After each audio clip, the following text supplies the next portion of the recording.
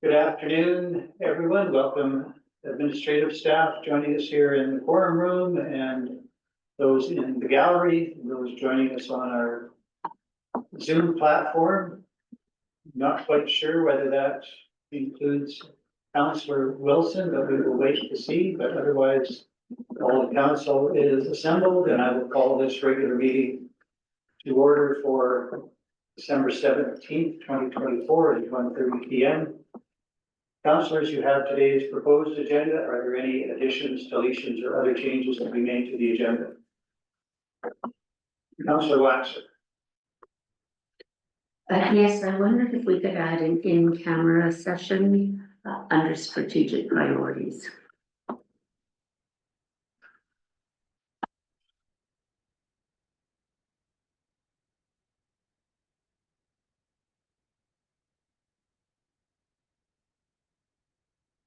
Thank you for that.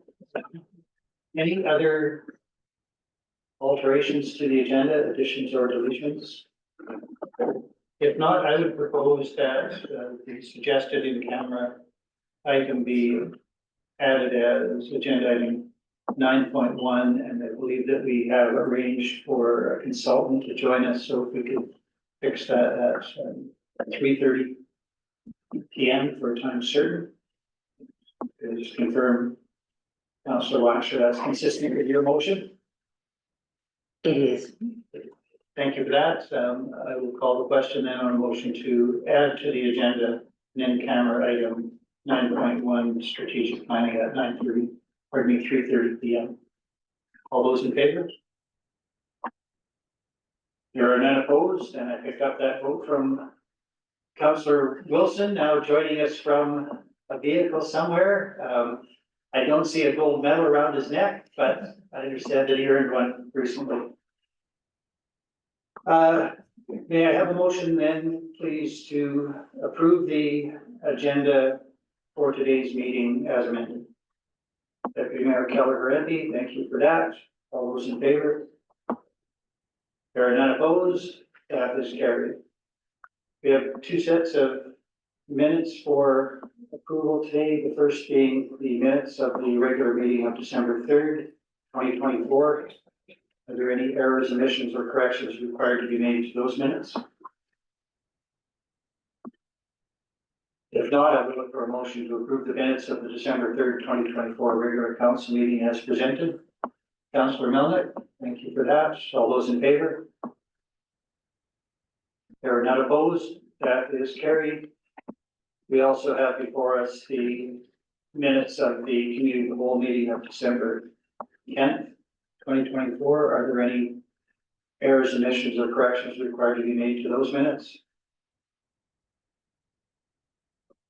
If not, I would look for a motion to approve the minutes of the December 10, 2024 committee of the whole meeting as presented. Councillor Waxer, thank you. All those in favor? There are none opposed. That is carried. That takes us to agenda item 4, delegations. We have no delegations who have booked an appearance before us, but we always welcome members of the public from the gallery if they wish to address us. So I will turn to the gallery, and I see one hand up. So please come forward. There's a microphone there, and you can identify yourself and speak for up to 3 minutes, subject to questioning from council on any item on today's agenda.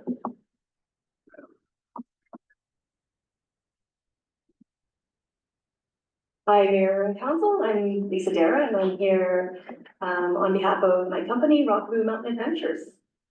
We're excited to announce that we've started fabrication on an ice climbing wall between the old fire hall and Source for Sports. Thank you so much to the municipal administration for all the support that they've given us leading up to this wall and this amazing new attraction for Jasper. So as part of this project, we are seeking town council support in waiving the parking fee stalls associated with our ice climbing wall, which amounts to $1,850 per stall. Given the potential for increased tourism and community engagement, we believe that this initiative will not only benefit our business, but also contribute positively to the local economy. The ice climbing wall will serve as an exciting attraction, encouraging both residents and tourists to engage in outdoor winter sports, thereby fostering a sense of community and promoting Jasper as an adventure hub. Additionally, the project aligns with the municipality's goals of enhancing recreational opportunities and supporting local businesses. We would be incredibly grateful for your consideration waiving any and all fees associated with the use of the parking lot delegated for the ice wall, as it would significantly alleviate the financial burden associated with this project, allowing us an opportunity to slowly recover from the Jasper's wildfire impact on our small business.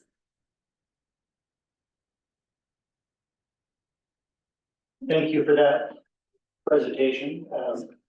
I am going to look to councillors for consent. And I appreciate there is some urgency. It doesn't quite meet the requirement of addressing a matter on our agenda, but council can certainly choose to consider it in this venue and in the absence of objection. We will proceed. I don't see any objection. So thank you for the submission. Go ahead, Councillor Demoda. Well, thank you very much, Your Worship, and through you, I'd just like to thank Ms. Jar for coming forward and requesting this. I just have a question, and I thought this might have been a budgetary impact opportunity here, so that's why I thought it was appropriate. Mr. Gibbon, does this or Ms. Malinchuk, does this have any budgetary impact on this request if we were to approve this? Your Worship, administration doesn't see that this would have any budgetary impact per se. We weren't counting on any revenues in the winter season from these stalls. And there's probably a policy discussion, certainly the municipality's past practice has been for events that are free to the public, that we don't have a charge. Certainly thinking about things like our fall events organized by Tours of Jasper. We have a practice where the municipality will waive use of public property, fees associated with that, in recognition of, sort of the free to all sort of access. To date, the administration has followed that approach with this. This is a commercial, explicitly a commercial operation. And so administration has discussed that fee structure and sort of the appropriate compensation for the use of public space for that commercial operation. But no, we weren't counting on any revenues from this in the 2025 year. If I could follow up, this type of construct doesn't affect our summer ability to have any parking or lose any parking revenues from there. Correct? So it's a seasonal operation thing. Okay. Your Worship, I guess administration doesn't know the answer to that yet. We could maybe ask the applicant about when they intend to have it down. That would help us assess whether there'd be any overlap with the spring season or the summer season. I mean, obviously a first year of an exciting installation like this, I'm sure there's lots that we as the community and the operator will learn. I understand also there was a source of significant financial support into the community, which is fantastic to see for our winter offering. And so there are significant amount of external funds that are being put towards the project. And I think the issue for council to wrestle with is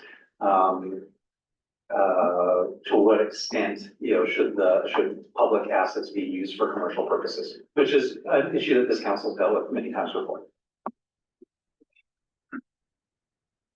Thank you for that. Councillor Hall. Thank you very much, Mayor Ireland, and thank you for coming today. Ms. Dara, a couple questions. How many stalls are we talking about? My second question is, will you be charging locals? Like, if locals will get free access or limited at, less fees or school groups or kids or?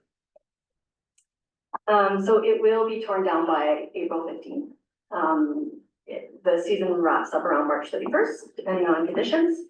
Yes, we will have to locals membership passes, which is significantly discounted. And for the school groups that are really excited about having this as part of their gym class and walking over to climb on the wall, they will have that at no charge.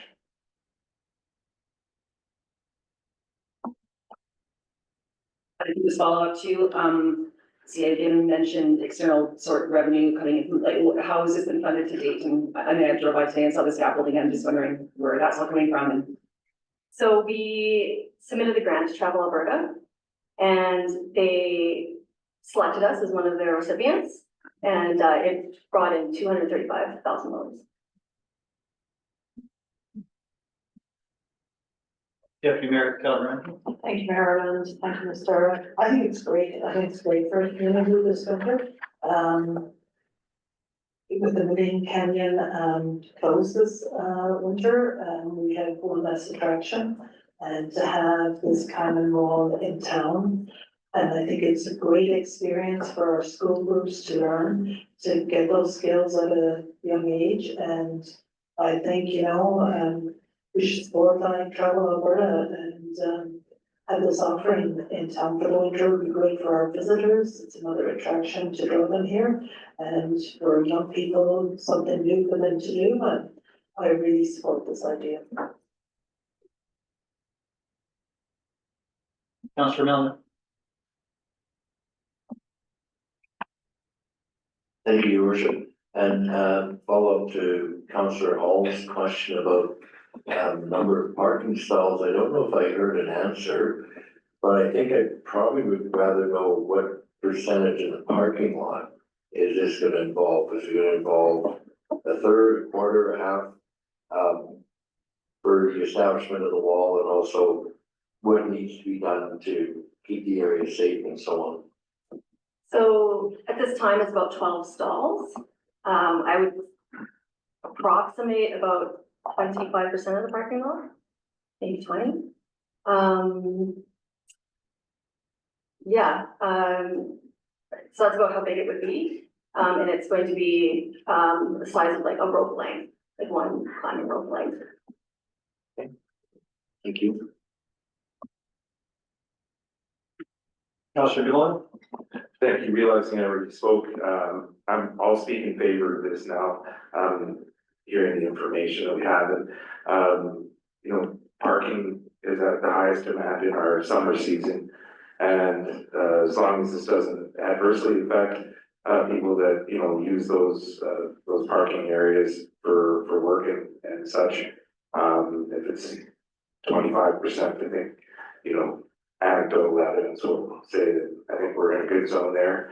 And just like we did with the farmers market, I think it's a good idea, to help out initiatives like this in our community, get people out. It's another amenity. Anytime we can add an amenity like this to our community and help support it so it's successful, especially for the first few years that'll get off the ground, definitely in favor of seeing this in our community.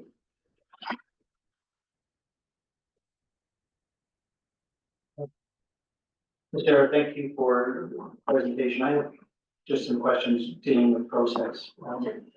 So it is unusual for council to consider a request without at least it having gone through administration and some sort of opportunity for administration to give a report and a recommendation to council.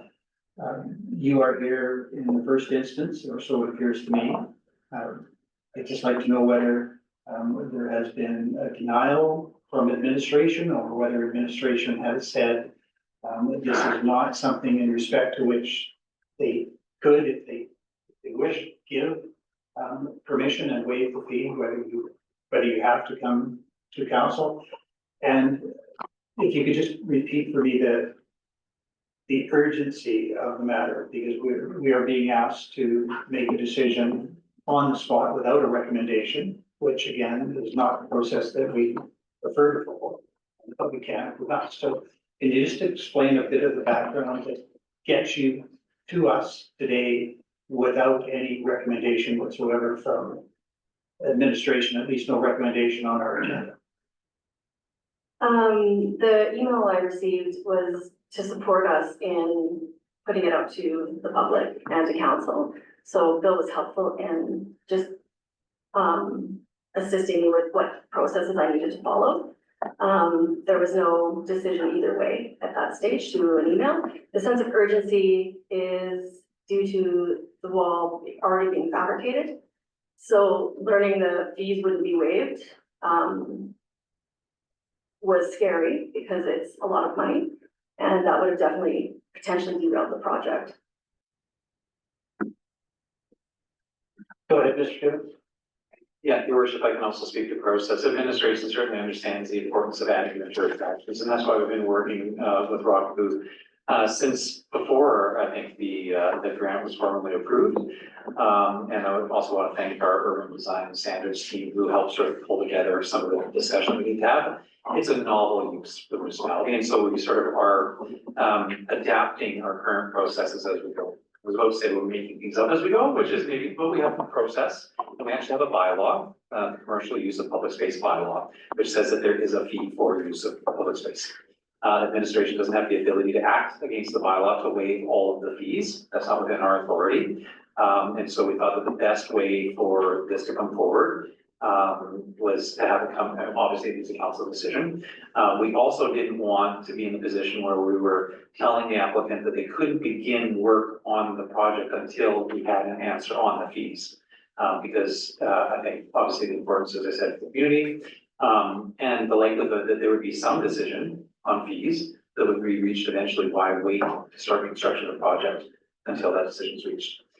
So we certainly wanted to advance the project, get it underway, and deal with the fee matter sort of as we go. Knowing now that the project is being constructed, also that the operator will want to start operating as quickly as possible. They'll need to understand their financial situation, as they probably set their fees for what they will charge for use of it. And even those discounted memberships and everything else, that probably would have to account for what their expenses are. We wanted to get this in front of council as timely a manner as possible. That's why it's coming without a recommendation from administration, other than to say, we do have a commercial use of public space bylaw. It does set out the fact that we should be charging something for the use of public space for commercial operations. Council has in the past found a bit of a balance in that. Again, I'll use the Dark Sky Festival. There are some events for some portions of that event where Tourism Jasper pays the municipality for the use of space, whether it's a multi-purpose hall or other parts of the municipality, because they ticket for that portion of the event. And there are other parts where we have no charge because it's free to everyone. We're not quite sure what this looks like, and we're looking for some direction from council. I can provide a little bit more information in terms of, again, recognizing that it's a novel use. The administration calculated the fees, and my understanding is that our team looked at it as approximately 15 stalls, because there's some sort of ancillary space that you would need, and you need to have enough clearance that it's not going to, worst comes to worst, fall over on anybody. I'm sure it'll be engineered, but that's not going to be a risk. So we said 15 stalls at $308 per stall for, I believe, 4 months. So it's $4,600 a month times 4 months is what we had calculated the fees to be. And so in terms of the waiver request or reduction request, it'd be off that base that was determined by administration of $18,480 for the season. For just under $5,000 a month. Thank you for that level of detail. And to me, that sounded like a recommendation. Any other questions for the applicant? Councillor Wilson, go ahead. No question. Just I'd like to thank Rockaboo for coming to us and the speed at which they have kind of put this proposal together. As municipality, we operate a little slower, and I'm glad we're kind of like stretching the boundaries of protocol.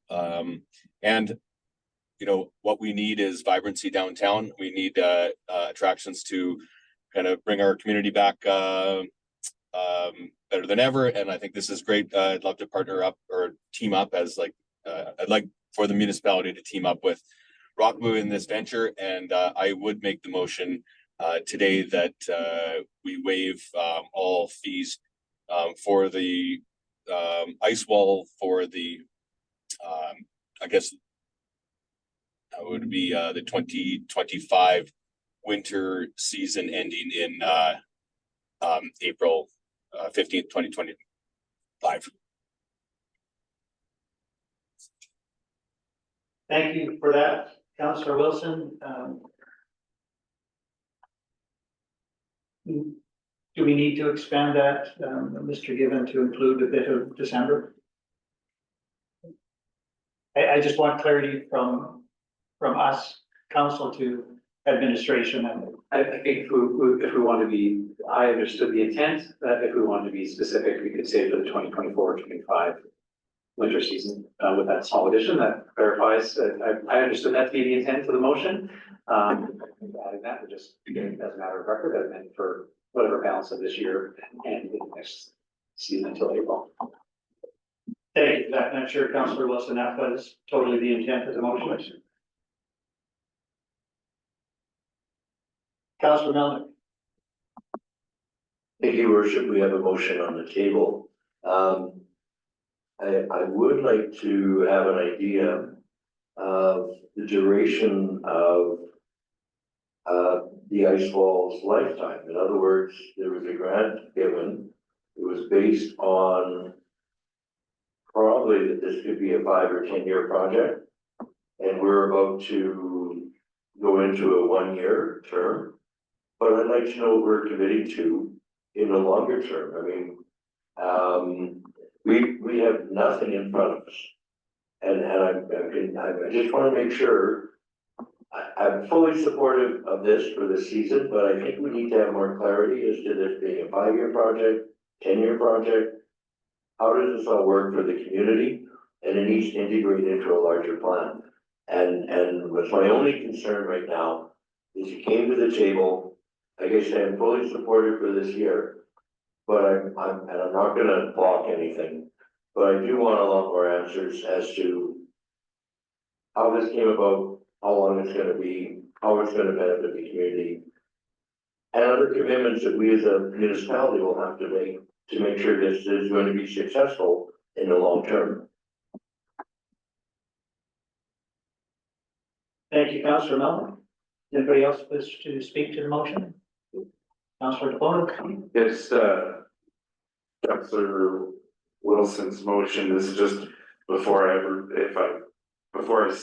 speak to the actual motion, for clarification, other than the parking fees, the motion says to waive all fees through your worship to administration. Are there other fees other than the parking stall fees that are part of this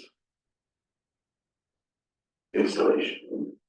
Your worship, not that I'm aware of, there may be some fees with respect to development permitting, that would be Parks Canada, or inspections, again, that would be other agencies. There may be some costs associated with utilities. I'm not certain about the water side of things. That's certainly connection to water and electricity, I know are part of the installation that we discussed. I'm not certain of how those are resolved, but there may be other costs that are not fees. I'm only asking because I mean, there's an understanding here that, in my mind, that parking stalls don't generate any revenue, when they're just sitting idle in the winter season. So, it's a little different than our, parking program for, commercial use of private space when it comes to sidewalk seating. So to me, it's easy. But if there are other fees incurred, like I said, I do want to help the business out, but, it's gotta be fair for the rest of the community as well. So I just wanted to make sure that we're doing the same right things. Councillor Watson. I too am fully supportive of the concept, especially in this 2025 year, due to the increased vibrancy in the downtown core. My question to administration is there a need to charge nominal fee just to stay within the bounds of our bylaw? Your worship, I think I would like more time to review the bylaw to be specific. This, so for a really full answer, but at this time, I could say that one associated fee that Director Don raised to me is that there is also the application fee of $100. So, I think at minimum, we should have an application so that we demonstrate that we're still using a process. So there is a process for such a thing, that process is being used. That's the only other fee, and I think if there wasn't any other direction, administration would see that as relatively so minor, that would be within the scope of the motion. Administration, or sorry, council could say, that fee still needs to be paid and you still need to apply, because certainly we want to ensure, as the municipality, our ability to support projects relies on getting detailed information about the project well enough in advance that we can actually act to support it. If we suggest that you can just start a project without applying for anything, that probably sets a more troublesome precedent than the financial precedent. And sorry, just to be clear, the applicant has been great to work with. I'm not suggesting that they haven't applied, but I'm just thinking about other projects in the future. I think we should say, there's bylaw, follow the bylaw. If you want to come and ask about fees, certainly is a way to do that. Thank you for that, Councillor DeMota. Yeah, just to echo what Councillor Malik had said earlier and the information that we have here, and I know that Ms. Dara had asked for all fees to be waived. I think just for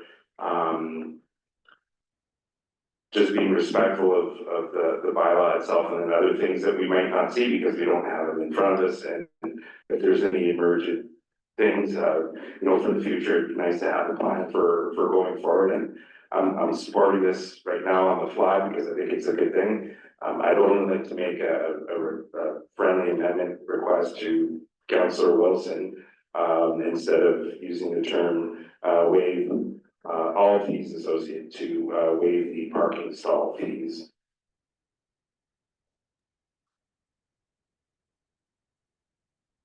Yeah, Go that's ahead, Councillor. fine. Yeah, 100% fine with me. I think that's fair for everybody. With that, then the motion is reworded because of the friendly amendment accepted by the mover, that council direct administration to waive parking fees associated with the installation of an ice wall at the parking lot north of the old fire hall. I can't remember the block, the 300 block of Patricia, I think. Maybe the 400 block. All right, so council has the motion. Deputy Mayor Keller-Renty. Thank you, Mayor, and just following up on Councillor Nolan and Councillor DeMota's comments, I agree with them, but I see this as a pilot project for 2024, 2025, and I think Rockaboo and the municipality will learn from it, and that when it's budget time next year, I would expect that if the applicant wanted support, then that they would come back as an external group and ask for council's help, just like every other group in town. But I really support this project this year. I think it's going to add vibrancy to our community, and it's something much needed. Councillor Hall. Thank you very much, Mayor Island. I too support this motion and the project downtown. I think it's wonderful. Kind of back to what Councillor Wilson had spoke to about partnering, like a partnership. I wonder if we'd be able to get potentially a banner or some sort of logoing on it, as we are now a partner with you in this project. Well, the ice wall is a big sheet of white, and so we have a camera that will bat signal onto the ice, and so we can put sponsors and have them on the wall. Does any other councillor wish to speak to the motion? Councillor Wilson, your motion, if you wish to close. No, all right, I will call the question. All those in favor? There are none opposed, that is carried. Thank you. Thank you, Ms. Dare, for the presentation. Thank you so much. Before we leave, agenda item 4, delegations, again, look to the gallery. I see a shake of the head, so I can move to agenda item 5, correspondence, of which we have nothing on the agenda, and Mr. Given, nothing was come in that requires council's consideration. That takes us to agenda item 6, new business 6.1, the 2025 to 2027 operating and capital budgets here before us with a motion sitting as committee, a recommendation from committee of the whole that council will approve the budget as has been amended and is now presented, both the operating and the capital budgets. Administration, is there anything to add to the background with this? Councillors, any further questions for administration regarding either the operating budget or the capital budget for the period 2025 to 2027? Deputy Mayor Keller. Did mention this last week. I'm still nervous passing this budget. I'm very nervous that we have not heard from the Alberta government regarding the 10%. I'm wondering if we should be doing an interim budget so we kind of know what's happening. Yeah, once we get the green light today, then all our capital projects and everything can start, and that means then if we have to cut, are we pulling back? And are we stopping projects? And I'm just wondering if we should wait as an interim budget until the new year, until we see what is happening.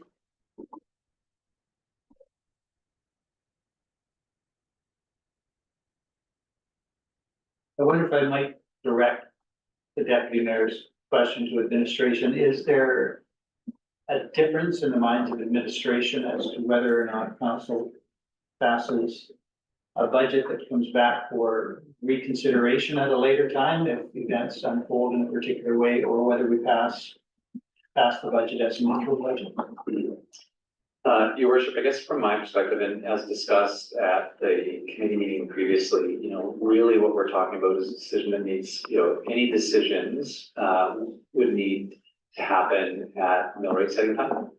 And so if the municipality chose to reduce services, that's like, that would be a decision at mill rate time. If you chose to allocate, shift the tax burden across the tax base, again, that's something that you could consider at mill rate time. At this time, we do have an absence of information, but there isn't a uncertainty about the services that need to be delivered from January to June.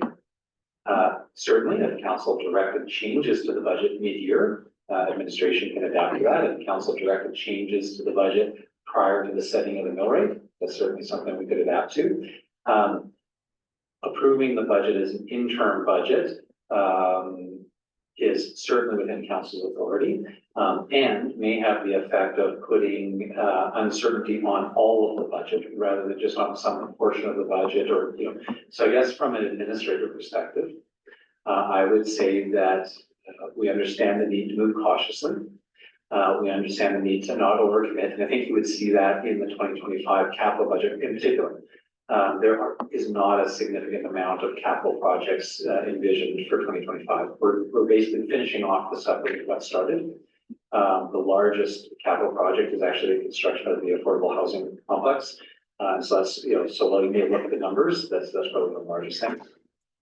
So I think council can have the confidence that we still retain the ability to adjust mid-year if required. And in recent discussion with Government of Alberta, we still believe that we can expect to see financial support for municipal operations, although we don't have that formal announcement yet.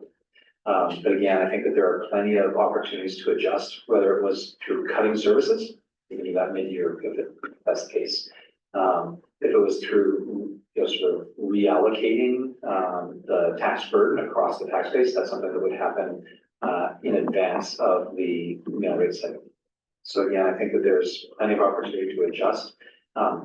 Because a budget is approved doesn't mean that a budget doesn't get changed. Budget is a forward guidance document, and if circumstances mid-year or through the first quarter determine that council needs to change a budget, then that's fully within your authority. Thank you, Mr. Given. Councillors, other questions for administration? And otherwise, we could entertain a motion with respect to the operating and capital budgets. Councillor Moore. Yeah, just to add to that, because we don't have a motion yet, be very careful for what I want to say, because it seems like the negative aspects of anything that we do here gets picked up and we're under a microscope, and that's what gets reported. And I think for me, we have to act on some good faith here. The province told us that they were gonna help us out. And we had some conversations, and I was very comfortable at the time in those conversations that we were gonna get some relief funding. And to the level that we needed in our community. And like CEO Given has stated, I think we have to move forward with passing this. And if we have to make changes because of any disruption to whatever might be coming or emergent,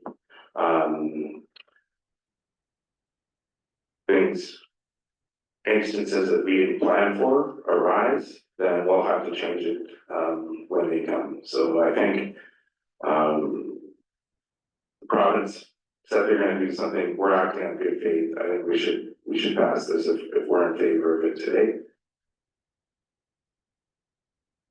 Thank you. Thank you, Councillor Voda.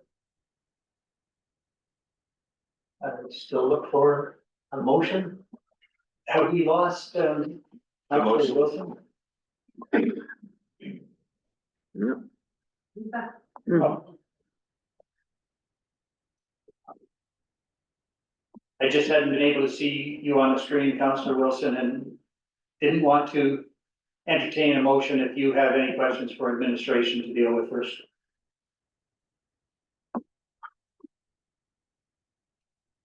Councillor Demota?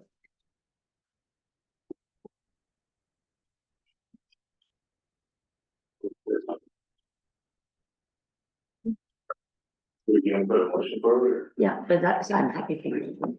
Okay, that's fine. You know, I rewatched the meeting last week. I did have it on the background while I was working.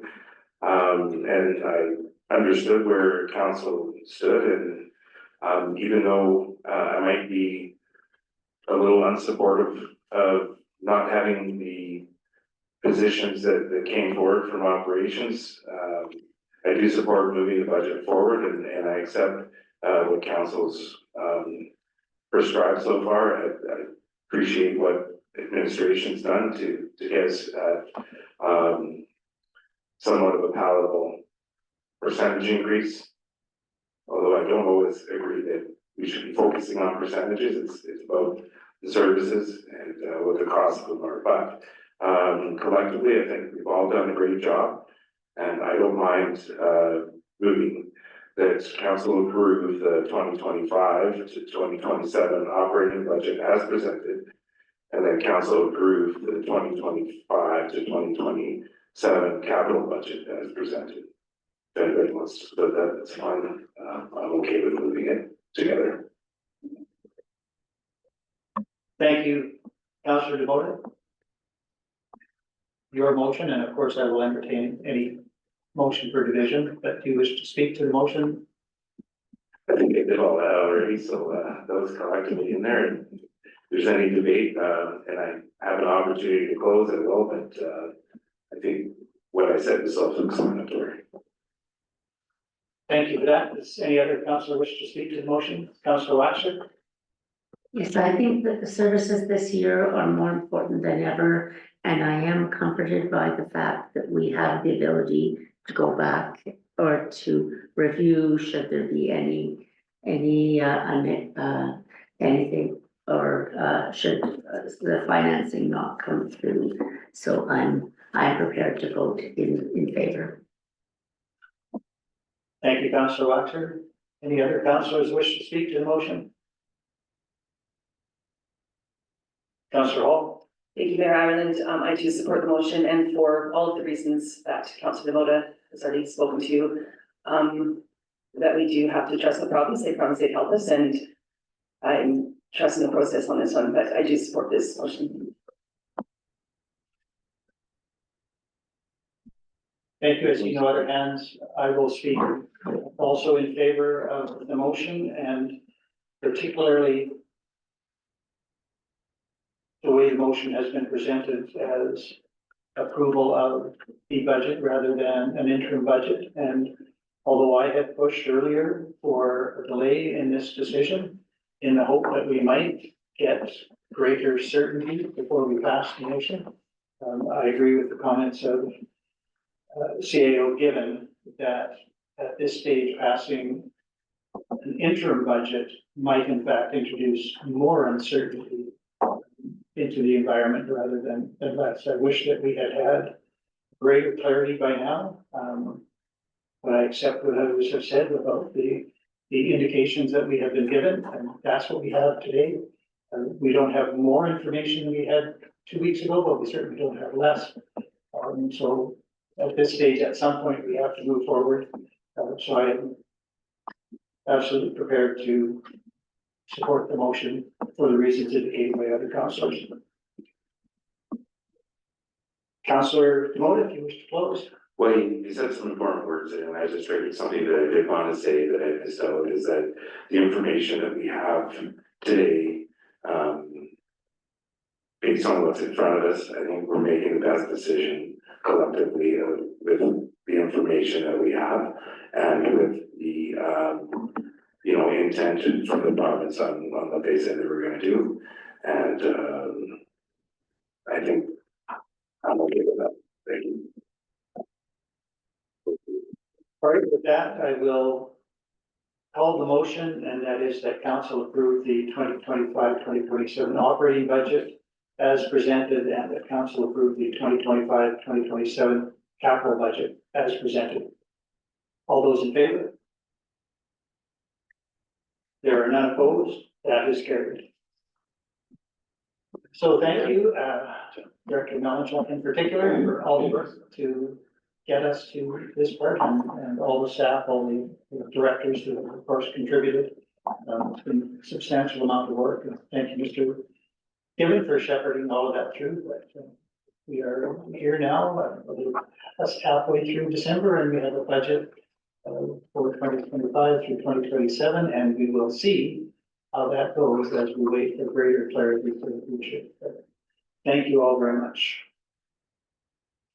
That takes us to agenda item 6.2, Jasper Recovery Coordination Center progress update. And will Director Fart be joining us for that? There he is. Good afternoon, Mayor, members of council. Wishing you a good afternoon. So updates from the JRCC.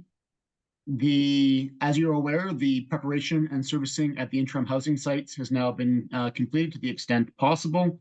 The contractors have been demobilized, and the final servicing will occur once units arrive and to make those final connections. Demolition permits and debris removal is ongoing on schedule and progressing well. So far, there are 225 permits issued, representing 408 dwelling units. The joint town rebuild team continues to host drop-in sessions for the public to come and to gather information and to answer questions on the rebuild. And those are available until December 20th, and additional sessions will be scheduled in the new year. We have some very good news from the Social Recovery Working Group in that we have worked together with our other partners, including and most importantly, the Red Cross, and they have provided funding for the procurement of a temporary food bank, and by temporary we mean 3 to 5 year period structure. So the Red Cross is going to fund the procurement of that and installation, and then the MOJ will work with the food bank to get an operating and lease agreement in place, and that will enable the food bank to have a new operating facility starting early in the new year. In regards to economic recovery, we are still in the process of trying to recruit a business liaison officer. We have not been successful so far, so that work is ongoing. Otherwise, the working group is currently focusing on working or identifying all of the other actors in the space, identifying any needs and any gaps, and then developing some programming to be planned as a result of that. And then finally, in this last week, we hosted both an online and a in-person open house for the public to around all things related to recovery.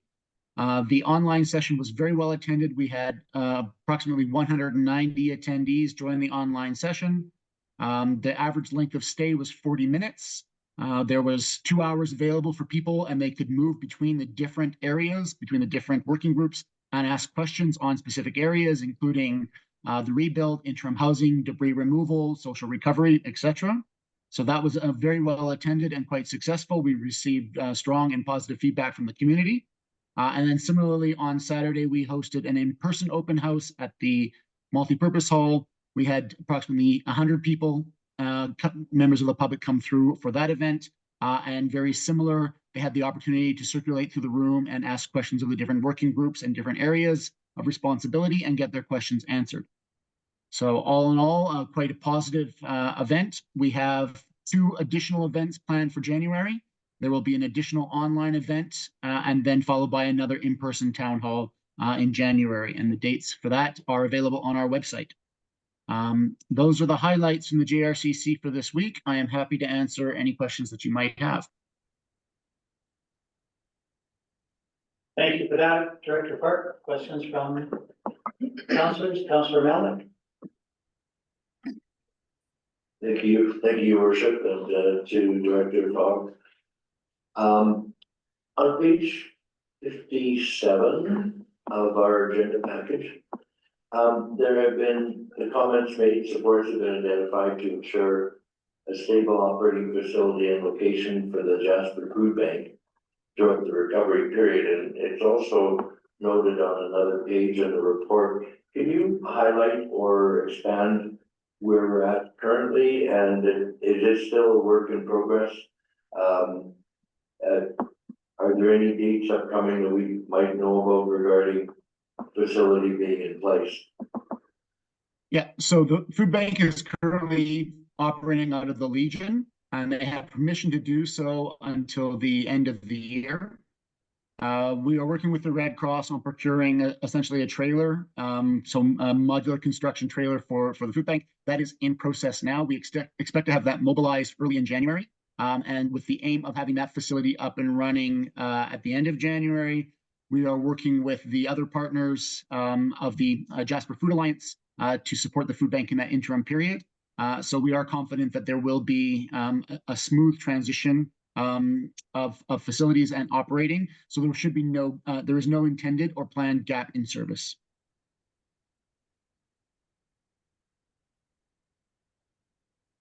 Thank you. The reason I note that is I see advertising by the Alberta Motor Association, of course, indicating that there is a trailer coming and it's going to be here in the community, and they're encouraging people around the province to, fill their trucks around the province for all the food banks. And I just hope that we're, in line with that advertising that's going around the province. Yes, absolutely, we are. And just for council's awareness, the location of the food bank will be adjacent to the museum site. So we have essentially secured a location there for that facility to be in place.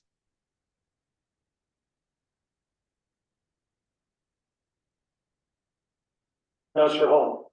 Thank you very much, Mayor Island. I have a question, maybe a comment around the rebuilding portion of the report. Something I'm getting from residents a lot is just the desire for a step-by-step outline of what it all entails. Step 1, the first permit you apply for, how much it costs. Step 2, because I'm getting questions like who hooks up the utilities, and I think you can find it all over the websites. You have to piece it together. I think it might be very helpful to have just an outline from the beginning to the end. These are questions I have. These are questions that residents who never intended to rebuild their homes have, and I think that would be very helpful. So what I can say is that the rebuild team is working on those types of processes currently. They have completed a chartering of a number of different projects to facilitate the rebuild process. Those charters were just finalized this week. And so there will be additional work that will be done starting early in the new year to provide that type of information and facilitate all aspects of the rebuild process, and as well as sort of a navigator program to help residents understand how to get their questions answered and how to move things forward. recognizing that some of it does depend and is site specific. So it's not necessarily the case that one generic answer will be equally applicable to all properties. I appreciate that, and it always seems that we come with questions and ideas and you're already working on them. Councillor Watson. I just want to offer congratulations on the open house. I attended the Saturday session and was very impressed by the opportunity to speak to each of the different experts at the table. I found that everyone attending was very engaged and speaking to each other. The one thing that I heard over and over again was the desire to have a bit of a navigator in dealing with insurance. That people were really hungry for information on that element of how to successfully move work with their insurer. Thank you for that. Other questions for Director Park? Director Park, there is in your report on our agenda mention under the social recovery section of a needs assessment.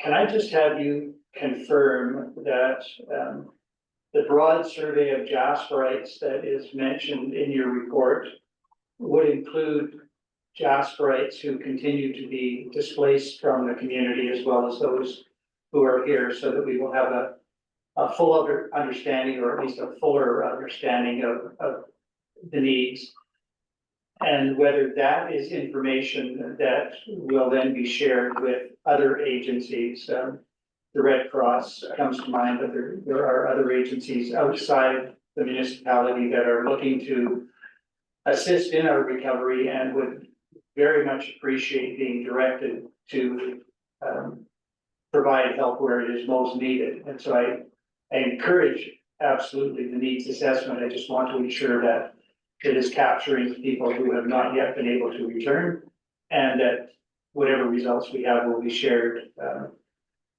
broadly, so that others who are interested in assisting will have relevant information to know where to direct their funds.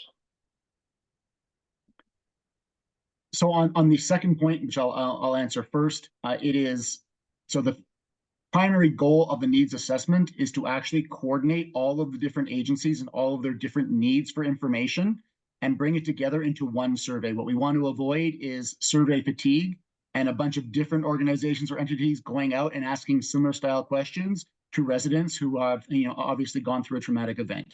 So the idea is that we are centralizing this. We are working with all of the different partners to, again, collectively understand what the information needs are. And then, yes, absolutely, any results would be broadly shared with all of the partners.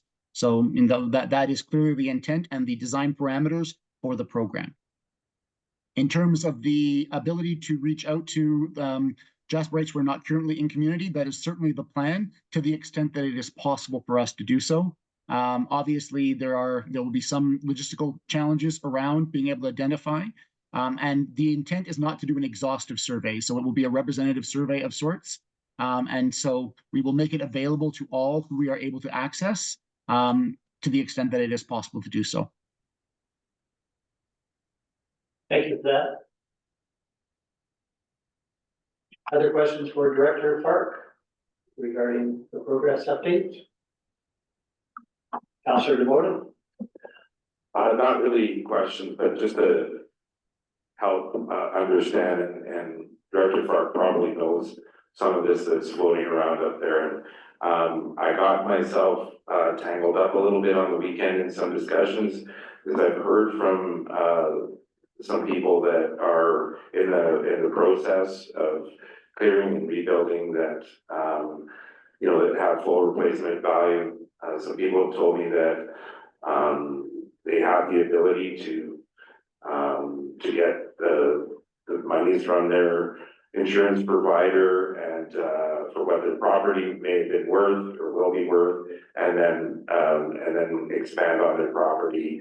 And then I have other ones that tell me that, no, that's not the insurance company's gonna build the house that they lost and not anything more than that. And, there's different things floating around out there, and again, it's just, I have to encourage people to stay close with their insurance companies so that they understand exactly, what they will be providing, as far as replacement or, whatever support that it was in their, insurance plans. I can't say anything otherwise. I don't think that the municipality can. And, just to make sure that you try to get the most accurate information as possible and maybe not pay attention too much to the chatter that's going out, on the street per se, or, in social media. Thank you. If I may respond to that, Councillor Demota, the primary consideration around insurance company is it is dependent on each insurance company and each adjuster. So even in terms of a navigator style program, there's a limit to what we can provide in terms of information that will be universally applicable. So it is true that people have different coverages and different interpretations of the policies by the different insurers, and therefore there will be different coverages. What we can provide is high-level understanding of process. We can provide them access to dispute resolution mechanisms and resources should they be have challenges with their insurance company. But in terms of actually assisting them in navigating the discussion directly with their insurance company, that is something that the individual property holders will have to navigate for the large part independently, because it is so variable. Thank you.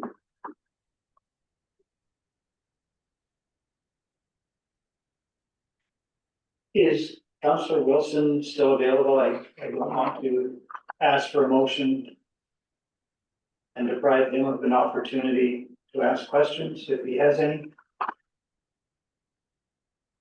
Thank you for that. The indication was he does not. If there are no further questions, then I would look for a motion to have council receive the report as information. Councillor Watson. That council received the report for information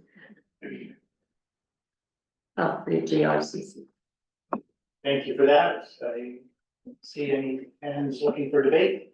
I will call the question. All those in favor? There are none opposed. Thank you, Director Park, for that report and for your continued excellent work on our behalf. Very much appreciated. That takes us to agenda item 6.3, Jasper Municipal Library Board appointments, matter that comes to us by way of recommendation from the Human Resources Committee of Council. Does someone wish to present this? Councillor Hall? I would make the motion. I don't know if I need to present it. It's right there, but I make the motion that the council appoint the following individuals to the Jasper Municipal Library Board: Kesslin Park and Brenda Shepherd, for a term commencing January 1st, 2025 and concluding December 31st, 2027. Thank you for that motion. Councillor Hall, is there any debate on the motion, or does anybody wish to speak to it? Councillor Hall? Thank you very much. I just wanted to publicly thank all the applicants that put these forward.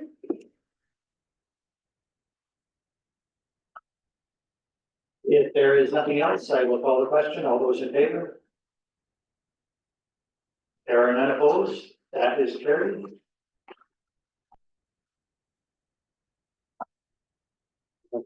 Which takes us to agenda item 6.4, community conversation annual report.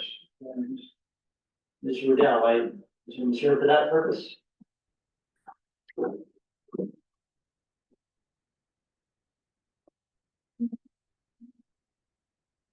Okay. Hello, good afternoon, Mayor Ireland and all of council. In front of you, you've got the 2024 Community Conversations Annual Report. There was no interim report this year due to the fire, and so this report is a little longer. And you'll also note that the results from the 2024 social assessment are also included in the report. It's a little lengthier than you're used to. The report includes the summative information from community conversations collected through January to December. And the social assessment, just please note that the results are pre-fire, where the summary of everything raised through community conversations. We made an effort to really focus on what was coming up in the last few months post-fire, just knowing that that's what's on everyone's minds. So the community conversations policy was approved in 2021, and it outlines council's commitment to resident engagement through regular monthly conversations, community conversations. The section there in the background details the attendance levels we've seen and compares that to 2023 levels. So we're meeting pretty constant with a few ebbs and flows along the way, and we're generally seeing good attendance throughout the year from municipal and non-municipal staff alike. The following page under background goes into the different organizations and agencies that attend. There's quite a diversity of participation each month, which really adds a lot of interesting insights into the conversations. And there's a few groups we really hope to hear from a little bit more in 2025.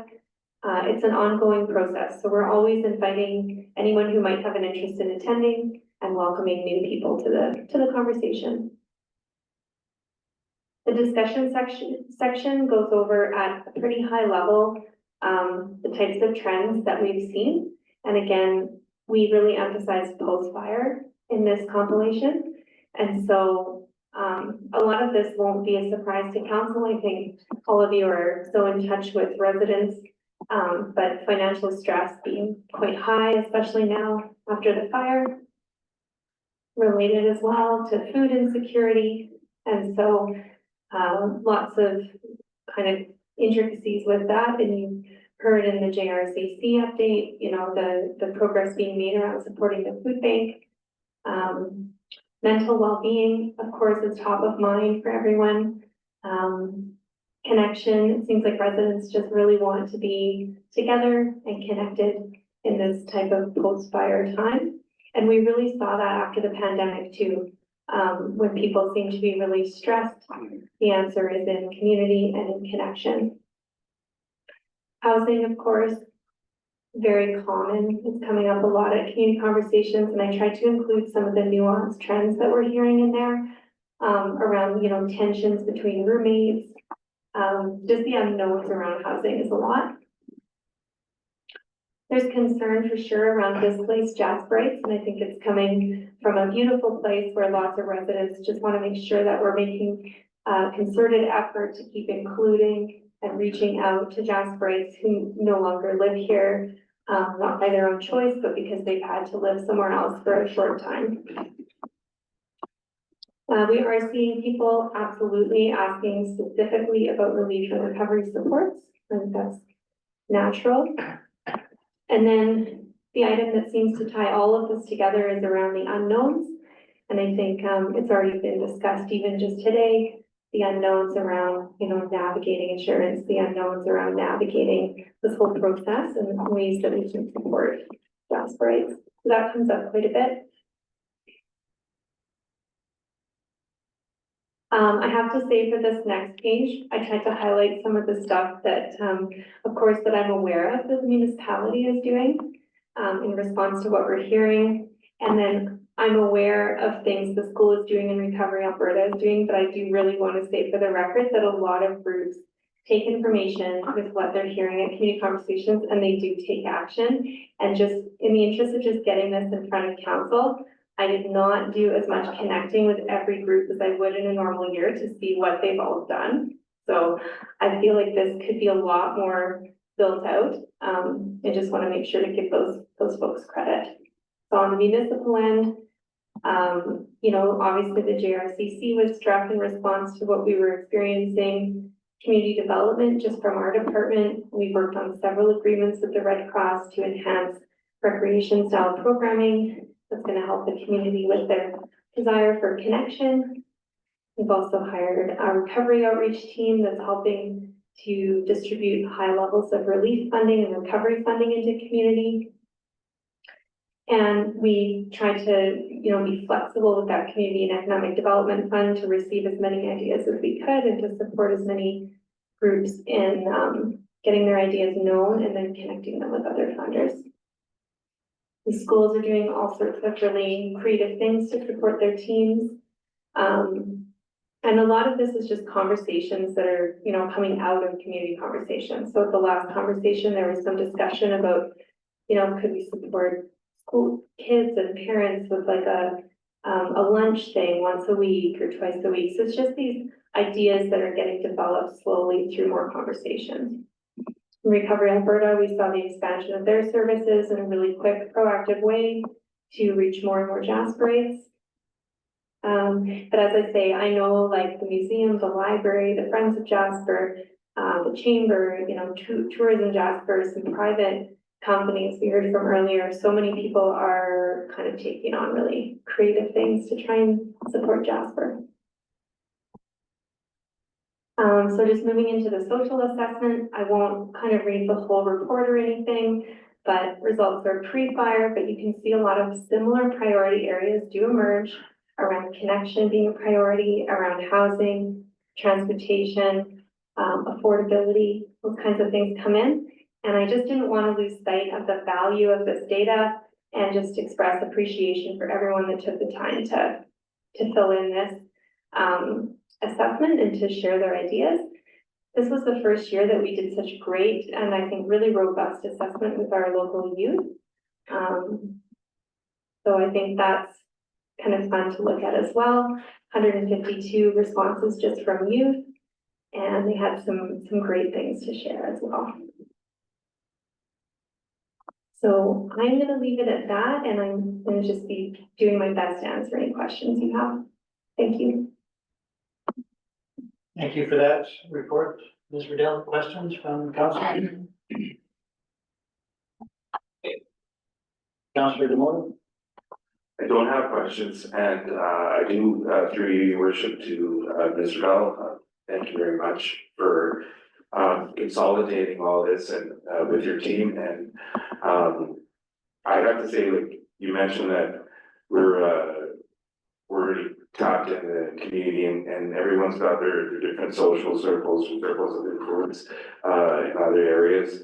But I think the more information we have is better for us, and I think as tapped as we might feel, the information that we have here certainly adds. So there are certain aspects. It's nice to see some of the programs that are going, and with regards to the accomplishments that were taking place prior to the fire, hopefully that we'll have the opportunity and continuing that and expanding it, and see how we're going to navigate the stuff coming in the new year. So it's good to have this information, and I think it is emotional. Like when you're reading through it, you kind of go up and down, and you're sad in some spots and you're happy in other areas. And I can imagine that, working with your team and working with the community, that it can be very challenging at times. So I really appreciate the effort behind this and what you guys are doing. Thank you.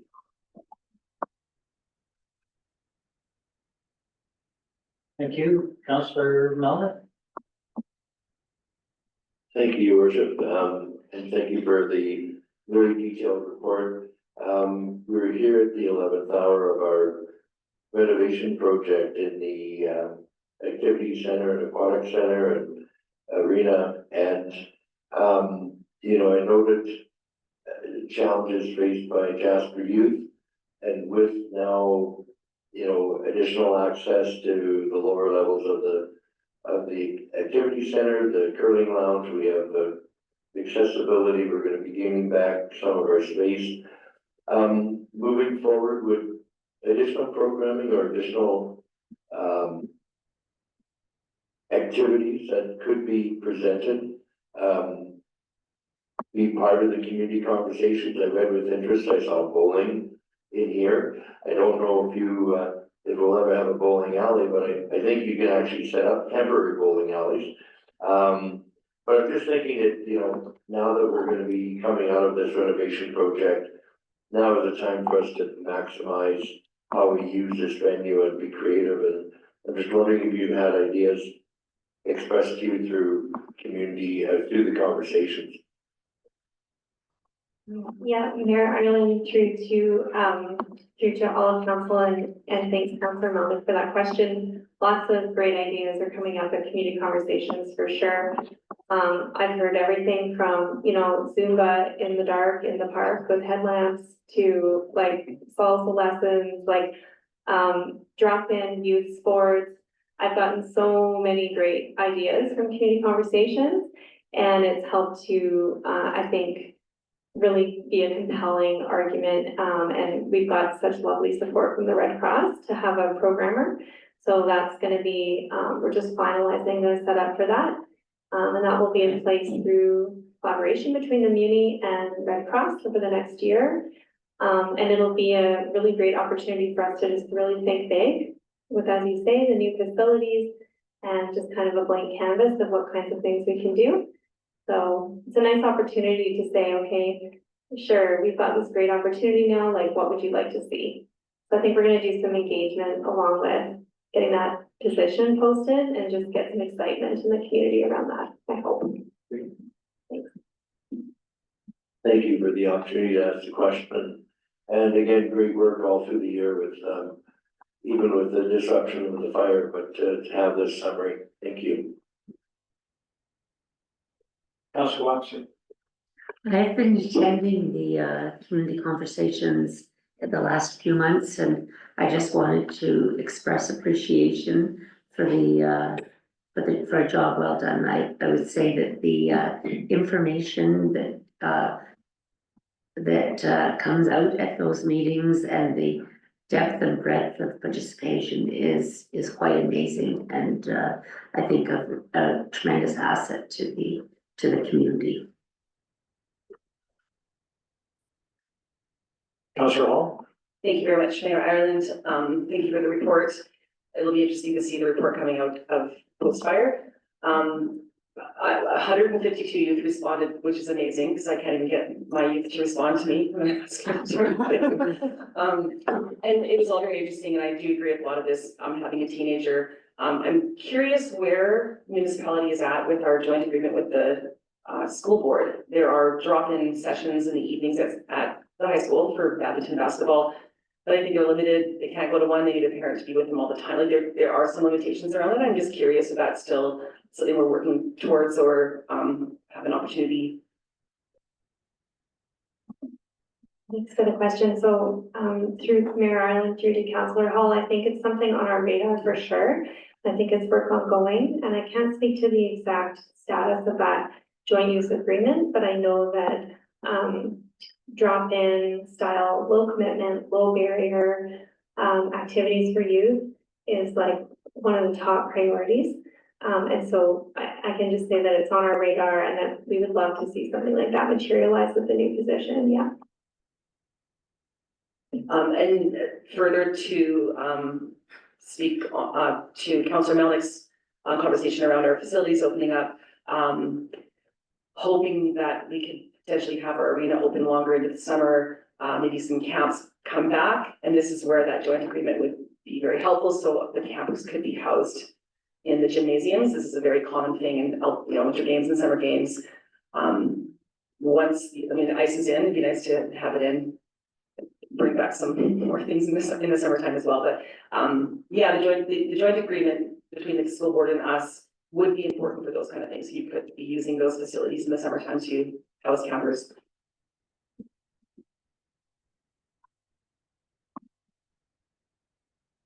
Ms. Riddell, I was intrigued by your comments in the report relating to displacement generally. So, of course, everybody was displaced initially. Some have been able to return. Some displaced by the fire, and you quite correctly identified that others are facing sort of secondary displacement, because people with perhaps, extra accommodation units have taken them for themselves and their own families, displacing others. Are you able to, without doing a precise quantification, give us any sort of calculation of the magnitude of our ongoing displacement? And that is not people displaced from their homes, but people displaced from the community itself. I'm just trying to get a handle on the size, the magnitude of the issue we face, particularly with respect to housing.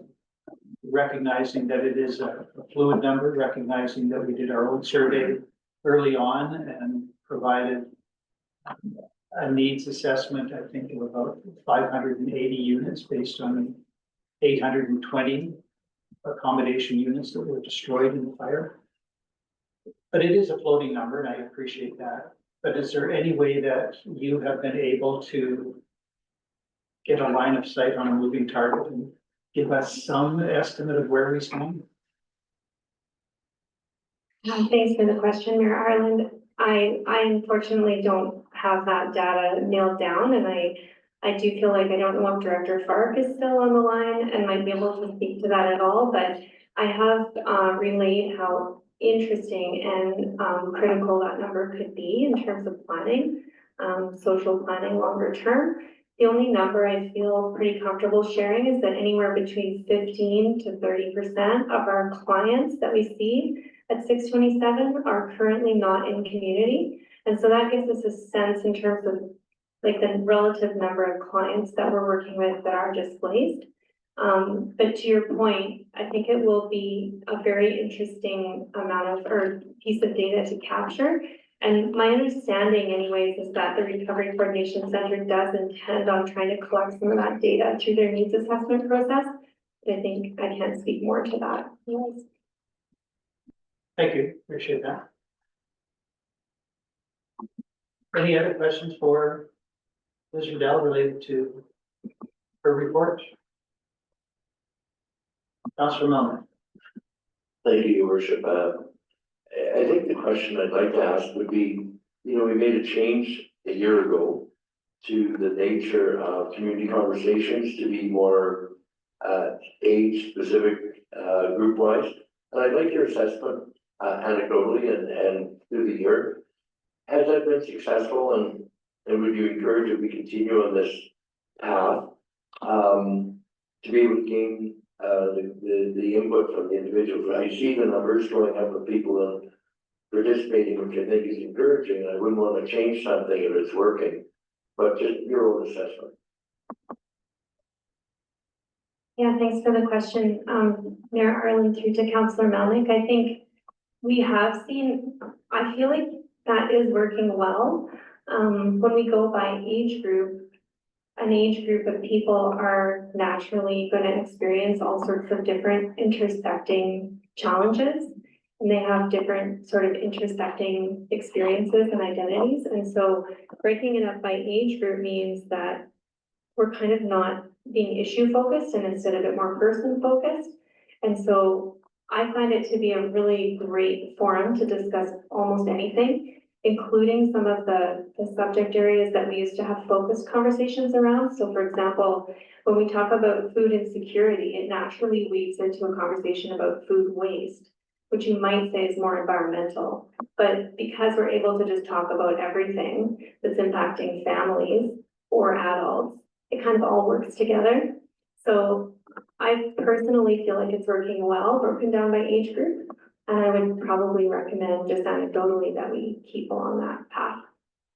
Thank you.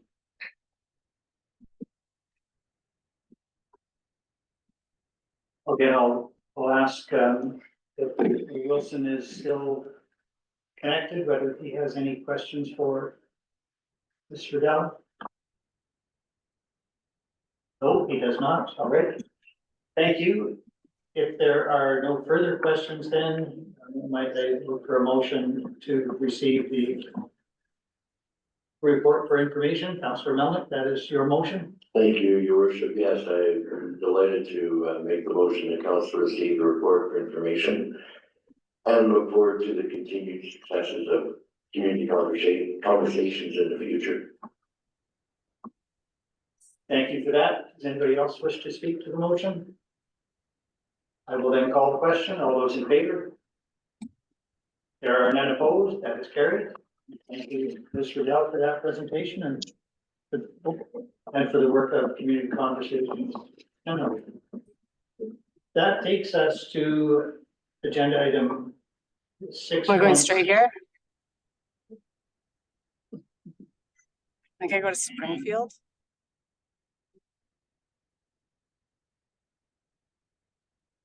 Right, let's see.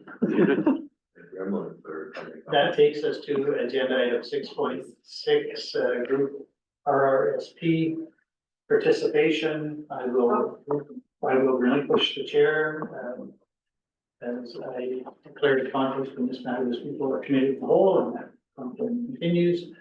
So Deputy Mayor Councillor, you can take over from here. Thank you. Been hacked.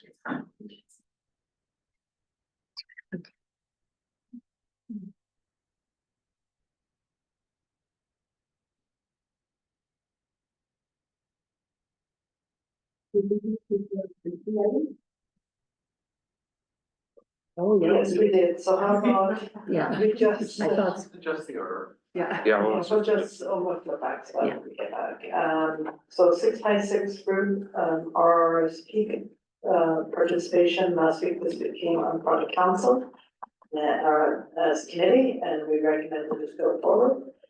Is there any questions for administration? Councillor Maxim? If not, I'd be happy to make that motion that council approve the municipality of Jasper's participation in a group RRSP through Alberta Munis. And I make that motion in that I believe it's very important for all employees of the municipality of Jasper to have access to this type of program. Thank you, Councillor Oxer. Any other comments from council? Councillor Wilson? Any questions? Call the question, all those in favor? That was carried. And now we'll move back to 6.5, we'll ask for our review time. I was gonna ask you to take a break anyway.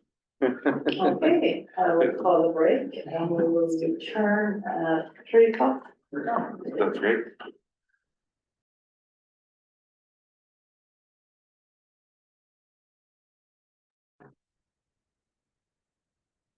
All right, thank you for that break. It has been brought to my attention that I inadvertently skipped over agenda item 6.5, electricity supply procurement. So there was to have been, I think, a live bid process yesterday, perhaps. So does the administration have a report with respect to that matter?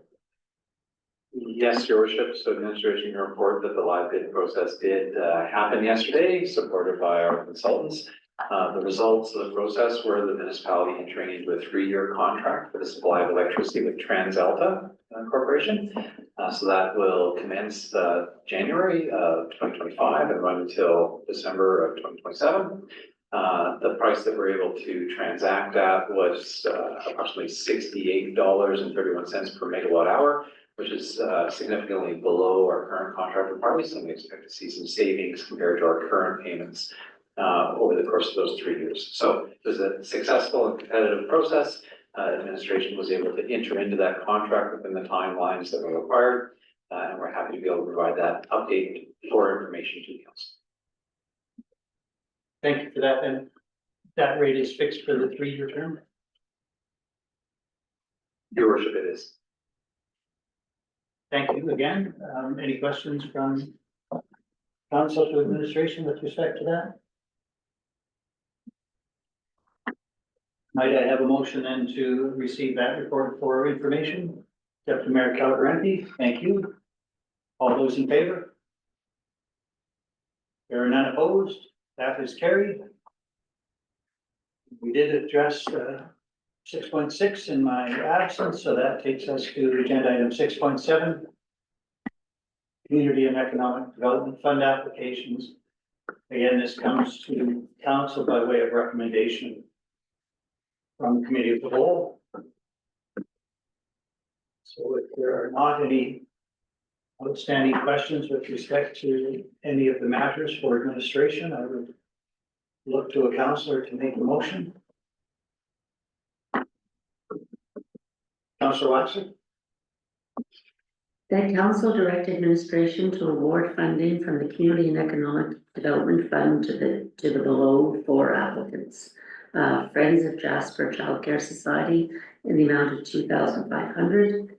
The Jasper Filipino Canadian Society in the amount of $2,500. To Jessica Worth, $2,500, and Jennifer Ottaway, $2,500. Thank you for that motion, Councillor Waxer. Is there any debate, or does anybody wish to speak to the motion? Seeing no hands, I'll call the question. All those in favor? There are none opposed. That is carried. 6.8, municipal elections 2025, again, coming to us by way of recommendation from the committee of the whole. That council make appointments for returning officer and substitute returning officer for the 2025 municipal election. If there are no other questions arising with respect to that matter, is there a mover? Deputy Mayor Keller-Renby, thank you. And that motion is to appoint, for that council appoint Christine Nadon as returning officer for the 2025 municipal election, and that council appoints Emma Acorn as the substitute returning officer for the 2025 municipal election. Any councillor wish to speak to the motion or enter into debate? Nope. I see no hands. I'll call the question. All those in favor? There are none opposed. That is carried. That takes us to agenda item 7, notices of motion, which there are none. And nobody at the opening of the meeting suggested that they had one, which takes us to agenda item 8, councillors' reports. And do we have any councillors wishing to give reports? Deputy Mayor Keller-Renby. Thank you, Mayor. On December 4th to 6th, I attended Evergreen's Stratford meeting and appointments for the upcoming year, and I'm now the chair of the Evergreen Foundation for the next year going forward. I also attended the Chamber of Commerce Christmas party, and last night I attended the Alpine Summit Senior and Family Christmas party. Thank you for that report. Other reports? I can report that on December 5th, I attended the World Tree Lighting here in Lawton Park. Thank you to our staff and community development for engaging with the community in that fashion. It was well attended. Same evening, I attended a book launch here in the quorum room. Local author Beth Everest has written a book, historical fiction, but connected with Jasper stories. I think it's called Untitled